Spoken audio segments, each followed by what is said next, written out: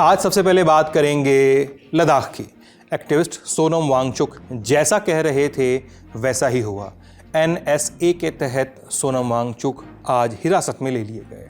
आज बात होगी बरेली की भी, जहां आज आई लव मोहम्मद विवाद का फसाद में रूपांतरण हो गया।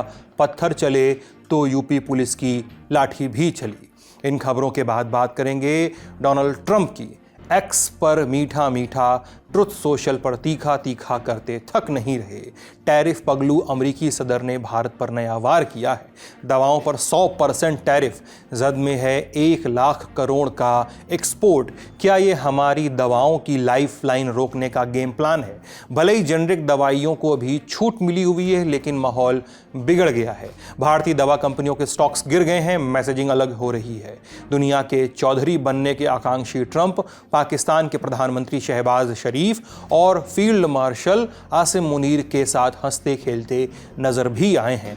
नेटो का भी बयान आया है। वहां के चीफ बोले हैं कि भारत पर ट्रंप का टैरिफ चाबुक काम कर रहा है। सऊदी पाकिस्तान अग्रीमेंट, चाबहार प्रतिबंध और H1B वीजा वाली परेशानियां तो बैकड्रॉप में हैं ही। तो आज के शो में इन पर विस्तार से बात करेंगे कि आखिर ट्रंप चाहते क्या हैं और इस चक्रव्यूह को तोड़ने के लिए भारत कर क्या सकता है। और बात भारतीय सेना के उस साथी की भी होगी जिसे आज अंतिम विदाई दी गई, द लीगेसी ऑफ MiG-21। नमस्ते, हम हैं सिद्धांत और आप देख रहे हैं Lallan top show. Brought to you by Mrs. Bectors and Bank of India. Mrs. Bectors Cremica non-stop biscuits और चाय तो स्वाद आ जाए। सबसे पहले बात लद्दाख से। लेह लद्दाख एडमिनिस्ट्रेशन ने पर्यावरण कार्यकर्ता सोनम वांगचुक को आज हिरासत में ले लिया है। उनकी गिरफ्तारी NSA यानी राष्ट्रीय सुरक्षा कानून के तहत हुई है। ये गिरफ्तारी तब हुई जब वो अपने गांव उले तोकपो से लेह की ओर जा रहे थे। लेह में 24 सितंबर को हुई हिंसा में 4 लोगों की मौत हो गई थी, 80 लोग घायल हो गए थे। हिंसा के बाद से लेह में लगातार कर्फ्यू चल रहा है, स्कूल कॉलेज बंद है, इंटरनेट पर भी असर पड़ा है। उधर वांगचुक की गिरफ्तारी पर नेताओं की क्या प्रतिक्रिया आई है, वो देखते सुनते हैं। ऐसे सच्चे देशभक्त गांधीवादी नेता सोनम वांगचुक को आज गिरफ्तार कर लिया गया, देशद्रोहियों की धारा लगाकर। NSA लगाया गया उनके ऊपर। क्या अपराध है सोनम वांगचुक का? यह कि वो 15-15 दिन, 20-20 दिन का आमरण अनशन कर रहे थे। यह कि उन्होंने लद्दाख से लेकर दिल्ली तक पदयात्रा की और मोदी जी से बार बार हाथ जोड़कर विनती किया, अनुरोध किया। यह उनका अपराध था। यह अपराध था कि वो लद्दाख के लोगों के लिए वहां एक पूर्ण राज्य की मांग कर रहे थे। और मोदी सरकार ने आज जो काम किया है वो एक हिटलर शाही का उदाहरण है। गिरफ्तार किया गया, चलिए अफसोस की बात है, लेकिन जिस तरह मरकज की हुकूमत कल से उनके पीछे पड़ी हुई थी, शायद ये लग ही रहा था कि इस तरह का वो करेंगे। लेकिन अब उन लोगों के साथ कुछ वादे हुए जिस तरह हमारे साथ हुए। अब समझ में नहीं आता मरकज की हुकूमत की क्या मजबूरी है कि वादे करने के बाद वो उन वादों से मुकर जाते हैं। तो सोनम वांगचुक को फॉरेन फंडिंग के लिए परमिशन भी NDA सरकार ने ही दिया, यूनियन होम मिनिस्ट्री ने दिया है। और अब इस एपिसोड के बाद में जबकि उसने खुद कहा, उसने अपील किया कि मुझे अरेस्ट करने से हो सकता है इस खत्ते में सिचुएशन खराब हो, मुझे खुला छोड़ने से, क्योंकि मैंने कभी हिंसा को मतलब प्रायोरिटी नहीं दी है। हमने पीसफुल तरीके से अपने डिमांड उसको रखा है। अब ऐसे में चट भी मेरी और पट भी मेरी। उन्होंने ही परमिशन दिया भी है फॉरेन फंडिंग के लिए, और आज उस फॉरेन फंडिंग को बंद करके ऐसा शो कर रहे हैं कि जैसे पिछली सरकार ने अलाउ किया था और हमने बंद कर दिया। केंद्र सरकार ने हिंसा के लिए सोनम वांगचुक को जिम्मेदार माना है। उनके खिलाफ CBI जांच शुरू हो गई है। उनके संस्थान का FCRA कैंसिल कर दिया गया है।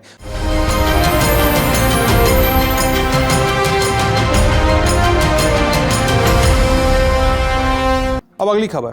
US प्रेसिडेंट डोनाल्ड ट्रंप का इंडिया ऑब्सेशन बढ़ता जा रहा है। पीक क्लाउड चेजिंग बिहेवियर, जो भी फैसला लेते हैं लगता है कि भारत को नुकसान पहुंचाने के लिए लिया है। इस लिस्ट में ताजा कदम है दवाइयों पर 100% टैरिफ। ट्रुथ सोशल पर किए पोस्ट में ट्रंप ने कहा कि 1 अक्टूबर से ब्रांडेड या पेटेंटेड दवाइयों पर 100% का टैरिफ लगेगा। उन कंपनियों को छूट मिलेगी जो अमेरिका में ही दवा बनाने के लिए अपना प्लांट लगा रही हैं।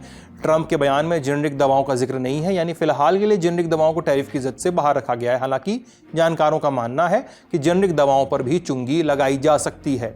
इससे भारत की परेशानी और बढ़ जाएगी, क्योंकि भारत दुनिया का सबसे बड़ा जेनेरिक दवाओं का निर्माता और एक्सपोर्टर है और अमेरिका में जो दवाइयां भेजता है उसका एक बहुत बड़ा हिस्सा जेनेरिक दवाइयों का ही है। आगे और विस्तार से बात करते हैं। पहले जानते हैं कि ब्रांडेड और जेनेरिक दवाइयों में अंतर क्या होता है। ब्रांडेड दवाइयां ऐसी ओरिजिनल दवाई होती है जिसकी खोज किसी फार्मा कंपनी ने बहुत रिसर्च और भारी भरकम खर्च के बाद की होती है। इसे बनाने वाली कंपनी को एक तय समय के लिए पेटेंट अधिकार मिल जाता है। आमतौर पर यह समय 20 साल तक का होता है। पेटेंट के दौरान कोई दूसरी कंपनी उस फॉर्मूले का इस्तेमाल नहीं कर पाती है। रिसर्च और डेवलपमेंट का खर्च वसूलने के लिए इन दवाओं की कीमत बहुत ज़्यादा होती है। जेनेरिक दवाई ब्रांडेड दवाई को पेटेंट खत्म होने के बाद, जो पेटेंट मिला होता है उसकी मियाद जब खत्म हो जाती है, उसके बाद वो वही पेटेंट को बाजार में लेकर आती है, उसी फॉर्मूले को। जेनेरिक दवाइयों को ब्रांडेड दवाइयों के समान फॉर्मूले का इस्तेमाल करके बनाया जाता है।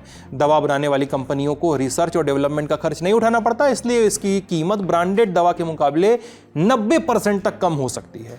आपको मालूम ही है कि ट्रंप ने भारत पर 50% टैरिफ लगाया हुआ है। इसमें से 25% रेसिप्रोकल है और 25% रूस से तेल खरीद की पेनाल्टी। हालांकि पेनाल्टी वाले टैरिफ का भारत लगातार प्रतिकार करता रहा, इसे अनुचित बताया है भारत ने। दवाइयों पर 100% टैरिफ ऐलान पर भारत की ओर से प्रतिक्रिया आई है। विदेश मंत्रालय की तरफ से बयान आया है कि हम इस डेवलपमेंट को क्लोजली मॉनिटर कर रहे हैं। पुख्ता प्रतिक्रिया तभी आएगी जब जेनेरिक दवाओं पर अगर ऐलान हो जाता है तो।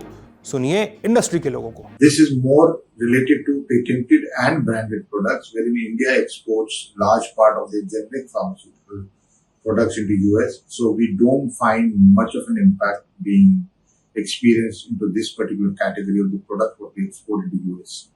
So in nutshell, what I can say is that still till date, Indian pharmaceutical supply chain resilience continues to be there for US. India supplies mostly generic product to US. India exports around $10 billion medicine to US. They consist primarily of generic products and APIs. So India is not likely to be impacted with this order. हालांकि भारतीय दवा बाजार के sentiment पर असर तो पड़ रहा है। Trade research agency global trade research initiative यानी GTRI के मुताबिक भारत हर साल अमेरिका को करीब $12.7 बिलियन यानी लगभग 1.1 लाख करोड़ का निर्यात करता है। परसेंट के तौर पर देखें तो इसमें ब्रांडेड दवाओं का हिस्सा तो महज 1% के आसपास है। रुपए में कन्वर्ट करने पे आंकड़ा ये 8.5 अरब तक पहुंचता है और यही वजह है कि ट्रंप के ऐलान के बाद प्रमुख भारतीय दवा कंपनियों के स्टॉक्स में गिरावट देखी गई। सन फार्मा के शेयर 4.8% तक गिरे, बायोकॉन के शेयर 3.7% तक, एबॉट इंडिया लिमिटेड के 3.4, ल्यूपिन के 2.4, सिप्ला के 2.2, doctor Reddy and Aurobindo pharma के भी 2.2 और जाइडस लाइफ साइंसेस के शेयर 3.3% तक गिर गए। भारतीय दवा कंपनियों की चिंताएं और भी हैं। जानकार कहते हैं कि बीते कुछ समय से भारतीय दवा कंपनियां वैल्यू चेन में ऊपर उठने की कोशिश कर रही हैं, यानी अपने कामकाज को फैलाने की कोशिश कर रही हैं और नई दवाइयां बनाकर ज्यादा से ज्यादा पेटेंट हासिल करने का प्रयास भी कर रही हैं। ट्रंप का यह कदम इन प्रयासों पर बट्टा लगाने की ताकत रखता है। इससे इतर ट्रंप का यह कदम भारत सरकार की बहुचर्चित PLI स्कीम के लिए सेटबैक साबित हो सकता है। दवा क्षेत्र के लिए PLI यानी प्रोडक्शन लिंक्ड इंसेंटिव स्कीम साल 2021 में आई थी। 15,000 करोड़ रुपए की व्यवस्था की गई। PLI स्कीम के तहत उन कंपनियों को सब्सिडी या दूसरे तरह के सरकारी सपोर्ट दिए जाते हैं जो प्रोडक्शन में अच्छा कर रही होती हैं। इस साल अप्रैल में सरकार ने कहा था कि PLI स्कीम के तहत दवा के क्षेत्र में पेटेंट वाली दवाइयों, बायोफार्मास्यूटिकल्स, उन्नत जेनेरिक दवाइयों और एंटी कैंसर और ऑटो इम्यून ड्रग्स पर फोकस किया जा सकता है। एक बात और है, भारत अपने कुल दवा एक्सपोर्ट का 31% का हिस्सा अमेरिका को भेजता है। ज़्यादातर जेनेरिक दवाइयाँ ही होती हैं, लेकिन जेनेरिक दवाइयों का एक्सपोर्ट बहुत कम मार्जिन पे होता है। ऐसे में पहले से लगा 50% टैरिफ और ब्रांडेड पर लगा 100% का टैरिफ जेनेरिक दवाइयों की सप्लाई चेन पे असर डाल सकता है। इससे इतर एक ट्रिविया और है, अमेरिका के लोग भारतीय जेनेरिक दवाइयों पर बहुत ज़्यादा निर्भर हैं। कंसल्टिंग फर्म IQVIA की स्टडी के मुताबिक साल 2022 में अमेरिका ने भारतीय जेनेरिक दवाओं से 219 अरब डॉलर की बचत की थी, यानी करीब 19 लाख करोड़ रुपए। देखिए, तो ऐसा नहीं है कि ट्रंप के इन कदमों से सिर्फ और सिर्फ भारत पर असर पड़ेगा या अमेरिका भी प्रभावित होगा। हमारा सिरदर्द बनोगे तो तुम्हारे सिरदर्द की दवा महंगी हो जाएगी। तो ऐसे में सवाल है कि ट्रंप कर क्यों रहे हैं सब। इसका एक संभावित जवाब है अंग्रेजी अखबार इंडियन एक्सप्रेस में छपे एक इंटरव्यू में। रितिका चोपड़ा ने एशले जे टिलिस से बात की है। टिलिस जो हैं वो भारत में अमेरिका के राजदूत के पूर्व वरिष्ठ सलाहकार रह चुके हैं। वो कहते हैं ट्रंप पूरी दुनिया को अमेरिका के आर्थिक प्रतिद्वंदी के तौर पे देखते हैं। ऐसे में भारत अब उनके लिए एक प्रॉब्लम है। भारत ने ट्रंप के बयानों और कदमों पर भड़काऊ प्रतिक्रिया न देकर अच्छा किया है और इसका असर भी पड़ा है। ट्रंप को मोदी, जिनपिंग, पुतिन की तस्वीरों की ज़्यादा चिंता नहीं है। उन्हें मालूम है कि भारत और रूस के संबंध ऐतिहासिक तौर पर गहरे रहे हैं। चीन के साथ करीबी बस दिखाने वाली बात है, क्योंकि ट्रंप को पता है कि चीन और भारत के बीच अविश्वास की गहरी खाई है। ट्रंप को यह भी पता है कि भारत के सामने चीन का खतरा एक असली खतरा है और इससे निपटने के लिए भारत को अमेरिका के साथ रहना ही होगा। और शायद यही वजह है कि ट्रंप एक के बाद एक ऐसे कदम उठाते जा रहे हैं जिनसे भारत की चिंताएं बढ़ रही हैं। बात चाहे पाकिस्तान सऊदी अरब के बीच स्ट्रेटेजिक म्यूचुअल डिफेंस एग्रीमेंट की हो, या ईरान के चाबहार पोर्ट पर प्रतिबंध लगाने की, या फिर H-1B वीज़ा की फीस बढ़ाने की। सबके केंद्र में भारत है। इन पॉइंट्स पे नजर डालिए। बीते बरसों में अरब दुनिया के साथ भारत के साथ संबंध जो है वो बेहतर हुए हैं। सऊदी अरब के साथ ऊर्जा, रक्षा और व्यापार के क्षेत्र में नई ऊंचाइयां हासिल की गई हैं, लेकिन पाकिस्तान के साथ सऊदी अरब के समझौते ने भारत की चिंताएं बढ़ाई हैं। नेटो स्टाइल के इस एग्रीमेंट का मतलब है कि अगर भारत पाकिस्तान के बीच सैन्य संघर्ष की स्थिति बनती है तो सऊदी अरब पाकिस्तान का साथ देगा। ईरान के चाबहार पोर्ट पर भारत का लगभग 200 करोड़ का इन्वेस्टमेंट है। जिस तरह से चीन पाकिस्तान के ग्वादर पोर्ट को डेवलप कर रहा है, उसी तरह भारत चाबहार को डेवलप कर रहा है। एक तरह से ये भारत के लिए रणनीतिक रूप से जरूरी है, इससे इतर व्यापार के नज़र से भी ज़रूरी है। अमेरिकी प्रतिबंध भारत को चाबहार से निकलने के लिए मजबूर कर रहा है। H-1B वीज़ा पर फीस बढ़ाने का सीधा नुकसान भारत को होगा। आंकड़ों के मुताबिक H-1B वीज़ा का सबसे ज़्यादा फ़ायदा भारतीय IT प्रोफेशनल्स को मिलता है। 2/3 से ज़्यादा H-1B वीज़ा भारतीयों के ही अप्रूव होते हैं। इसका फ़ायदा हमारी GDP को भी होता है। फीस बढ़ने से नुकसान होना तय माना जा रहा है। कुल मिलाकर ट्रंप का हमला चौतरफा है। आग में घी डालने का काम अलग से किया जा रहा है। इस तस्वीर पर नजर डालिए, व्हाइट हाउस से आई है। डोनाल्ड ट्रंप पाकिस्तान के प्रधानमंत्री शहबाज शरीफ और फील्ड मार्शल, स्वघोषित फील्ड मार्शल आसिम मुनीर के साथ मुस्कुरा रहे हैं। बंद कमरे में मुलाकात हुई है और बयान तो आए ही हैं। ट्रंप बोले कि शरीफ और मुनीर दोनों बहुत शानदार व्यक्ति हैं। बयान पाकिस्तान की तरफ से भी आया। कहा गया कि प्रधानमंत्री शरीफ ने अमेरिकी कंपनियों को पाकिस्तान में इन्वेस्टमेंट के लिए बुलाया है। एग्रीकल्चर, टेक, माइनिंग, एनर्जी, हर अहम सेक्टर में। जानकारों का कहना है कि अमेरिका और पाकिस्तान के संबंध और गहरे होते जा रहे हैं। ट्रंप ने पाकिस्तान पर सिर्फ 19% का ही टैरिफ लगाया है। भारत पाकिस्तान सैन्य संघर्ष के बाद ट्रंप और मुनीर की मुलाकात भी हो चुकी है। पाकिस्तान के प्रधानमंत्री शरीफ कह ही चुके हैं कि ट्रंप को नोबेल पीस प्राइज मिलना चाहिए। दूसरी तरफ ट्रंप और मोदी के संबंध अब पहले जैसे नहीं रहे हैं। सीज फायर के दावों पर भारत ने अमेरिका को तीखी प्रतिक्रिया दी है, तो मैसेजिंग कुल मिला के साफ है। भारत पर दबाव बनाने की रणनीति के तहत एक बयान और भी आया है नेटो के मुखिया मार्क रूटा का। बोले कि भारत पर लगाए गए ट्रंप टैरिफ का असर हो रहा है। नरेंद्र मोदी ने पुतिन से फ़ोन पे बात की है, उनसे यूक्रेन को लेकर उनकी रणनीति को एक्सप्लेन करने को कहा है, यानी सवाल उठाए हैं। अब इधर भारत ने इस बयान का प्रतिकार भी किया है। भारत के विदेश मंत्रालय ने 26 सितंबर को इस संबंध में एक बयान जारी किया और कहा कि ये बातें पूरी तरह से तथ्यहीन और आधारहीन हैं। दरअसल ट्रंप की कोशिश है कि जो यूरोपियन कंट्रीज़ हैं वो भी भारत पर अमेरिका की तरह टैरिफ लगाएं। उनका कहना है कि जब तक भारत रूस से तेल खरीदना बंद नहीं करेगा तब तक रूस की वॉर मशीन चलती रहेगी। वो अलग बात है कि रूस के तेल का सबसे बड़ा खरीदार चीन है। वहीं यूरोप के देश भी अपनी ज़रूरतों के लिए रूस से एनर्जी ट्रेड करते हैं। लेकिन ट्रंप लगातार ईयू को अपने पक्ष में लाने की कोशिश कर रहे हैं। अब दूसरी तरफ ईयू खुद भारत के साथ ट्रेड डील को अंजाम देने की कोशिशों में लगा है। ऐसे में समाधान क्या होगा? क्या ऐसी कोई सिचुएशन बनेगी जब चीज़ें फिर से पटरी पर आती दिखें? एक बार फिर से एशले के इंटरव्यू का रुख करते हैं इसको जानने के लिए। उन्होंने 3 बातों पर फोकस करने को कहा है। सबसे पहले यह देखना होगा कि भारत और अमेरिका के बीच ट्रेड एग्रीमेंट किस दिशा में जाता है। अगर ये जल्दी से पूरा हो जाता है तो भारत अमेरिका के संबंध पटरी पर दिखेंगे।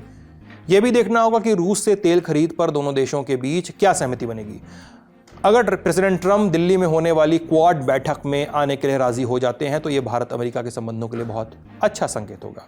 एशले ने ट्रेड डील का जिक्र किया तो इस मोर्चे पर एक बड़ी जानकारी आई है। आपको मालूम ही है कि भारत के वाणिज्य मंत्री पीयूष गोयल इस संबंध में बातचीत के लिए अमेरिका गए हुए हैं। पिछले कई दिनों से बैठकें चल रही थी और अब भारत सरकार का बयान आया है। कहा गया है कि यह बातचीत पॉजिटिव रही है और फोकस चीज़ों को सही करने पे है। हालांकि इस स्टेटमेंट में यह नहीं बताया गया है कि अगली बातचीत कब होगी, लेकिन जब होगी तब हम आपको बताएंगे ही। सारे जवाब वक्त के साथ मिलेंगे। बड़ी खबर को यहीं पे विराम देते हैं। सुर्खियां। पहली सुर्खी भारत के कॉम्बैट एयरक्राफ्ट MiG-21 से जुड़ी है। 62 साल तक अपनी सेवाएं देने के बाद MiG-21 26 सितंबर को रिटायर हो गया, यानी आधिकारिक तौर पर इसकी सेवाएं आज समाप्त हो गईं। चंडीगढ़ एयरबेस में इसे सम्मानजनक तरीके से विदाई दी गई। मौके पर रक्षा मंत्री राजनाथ सिंह और तीनों सेनाओं के प्रमुख मौजूद थे। वायुसेना प्रमुख air chief marshal AP Singh ने आखिरी बार MiG-21 की सोलो उड़ान भरी। राजनाथ सिंह बोले कि हम एक ऐसे अध्याय को विदाई दे रहे हैं जिससे काफ़ी यादें जुड़ी हैं। उन्होंने भारत रूस की दोस्ती की मिसाल का भी जिक्र किया। इतने लंबे समय तक MiG-21 अनेक वीरतापूर्ण कृत्यों का साक्षी रहा है।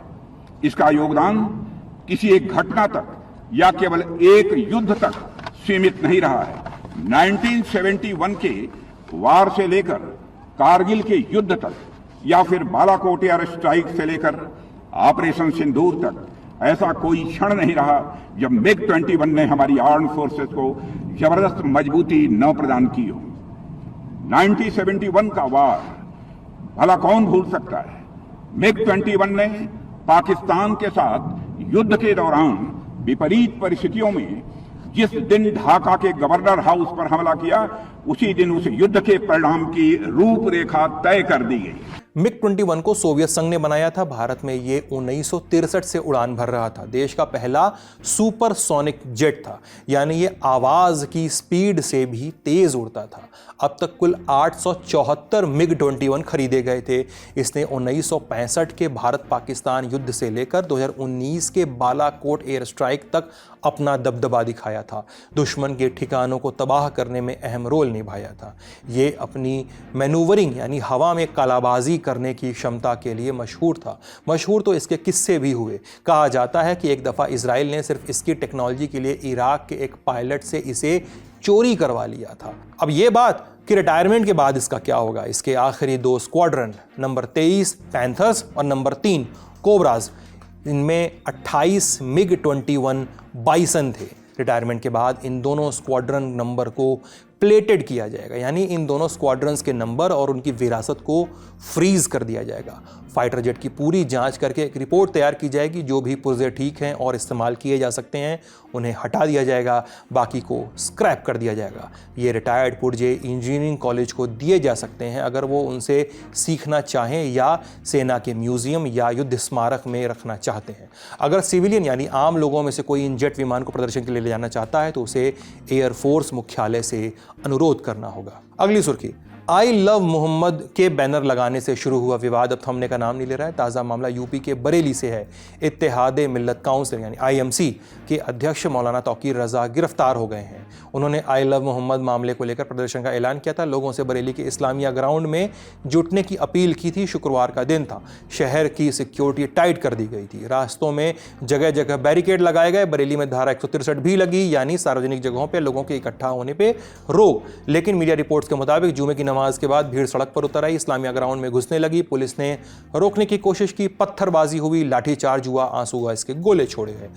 इन सब के बीच पुलिस ने मौलाना तौकीर रजा समेत कई लोगों को हिरासत में ले लिया। बवाल बरेली के बारादरी और प्रेमनगर में भी हुआ। हालात सामान्य करने की कोशिश की जा रही है। ज्यादा जानकारी दे रहे हैं बरेली से हमारे साथी पत्रकार। मौलाना तौकीर रजा के आह्वान के बाद मौलाना तौकीर रजा तो जुम्मे की नमाज के लिए भी इन मस्जिदों में नहीं पहुंचे, लेकिन भीड़ मौजूद थी जिन्होंने जुम्मे की नमाज के बाद नारेबाजी हुई और नारेबाजी के बाद पुलिस को लाठी चार्ज करना पड़ा। उस लाठी चार्ज में कई लोग चोटिल हुए और साथ में ही एक दुकान जो है वो आपको दिखा दूं, ये जो दुकान है ये दुकान टूटी और यहाँ पे मौजूद व्यक्ति को चोट भी पहुंची। हम लोग उसी जगह पे मौजूद हैं जहां पर लाठीचार्ज हुआ था।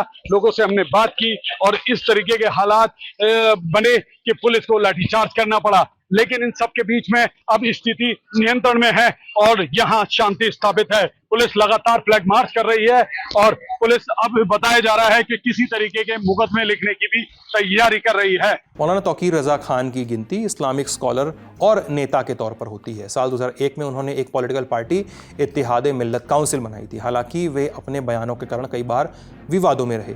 जून 2025 में यूपी के सीएम योगी आदित्यनाथ के खिलाफ भड़काऊ बयान देने के चलते उन्हें नजरबंद कर दिया गया था। लल्लन टॉप ने 2 मौकों पे तौकीर रजा खान का इंटरव्यू किया था। 1 फरवरी 2024 में जब हल्द्वानी में हिंसा भड़की थी और बरेली में भी कुछ तना हुआ था, और एक साल 2021 में उनकी पॉलिटिक्स और उनकी तकरीरों को समझने के लिए। इस बातचीत का, इन दोनों बातचीत का लिंक आपको डिस्क्रिप्शन बॉक्स में मिल जाएगा। बाकी आई लव मोहम्मद को लेकर बवाल यूपी के कानपुर से शुरू हुआ था। 10 सितंबर को दर्ज हुई एक FIR के बाद पहले प्रदेश फिर पूरे देश में फैल गया। जगह जगह पर विरोध प्रदर्शन हुए। बैकग्राउंड और मामले को विस्तार से समझने के लिए 22 सितंबर का लल्लन टॉप शो आप देख सकते हैं। दिन की बाकी खबरों के लिए चलते हैं न्यूज़ रूम। एशिया कप 2025 से 2 बड़े अपडेट आए हैं। भारतीय कप्तान सूर्य कुमार यादव और पाकिस्तान के पेसर हारिस रऊफ पर मैच फीस का 30% जुर्माना लगा है। सूर्य कुमार यादव ने पाकिस्तान के खिलाफ ग्रुप मैच की जीत पहलगाम के विक्टिम्स और भारतीय सेनाओं को डेडिकेट की थी। इधर रऊफ ने 21 सितंबर वाले सुपर 4 मैच में अपने हाथ से प्लेन गिराने के इशारे किए थे। इसे पाकिस्तान की उस प्रोपेगेंडा से जोड़ा गया जिसमें बार बार यह दावा किया जा रहा है कि ऑपरेशन सिंदूर के दौरान पाकिस्तान ने भारत के 6 एयरक्राफ्ट गिरा दिए। मैदान पर तल्खियां बढ़ने के बाद BCCI और PCB दोनों ने ICC का रुख किया था। PCB ने सूर्या की शिकायत की थी और भारत ने हारिस रऊफ के साथ साथ पाकिस्तानी बैटर साहिबजादा फरहान की भी शिकायत की थी। फरहान, आपको याद ही होगा, उन्होंने अपने बल्ले को बंदूक बनाकर सेलिब्रेशन किया था, एक गोली चलाने का एक सांकेतिक तौर पर। भारत में से ऐसे देखा गया जैसे पाकिस्तानी आतंकियों ने पहलगाम के निर्दोष और निहत्थे लोगों पर गोलियां चलाई हों। जानकारी के मुताबिक ICC की सुनवाई में फरहान को फटकार पड़ी है। इंडिया टुडे से जुड़े निखिल नाच की रिपोर्ट के मुताबिक BCCI ने सूर्या पर दिए गए फैसले को चैलेंज किया गया। जानकारी ये भी है कि सूर्य कुमार यादव को इस तरह की बयानबाजी नहीं करने के लिए कहा गया है। और ये सब कब हो रहा है? जब 28 सितंबर को भारत और पाकिस्तान के बीच एशिया कप का फाइनल खेला जाना है। Back to studio. आज का लल्लन टॉप शो यहीं तक। अपना ख्याल रखिएगा, स्वस्थ रहिएगा। बहुत बहुत शुक्रिया।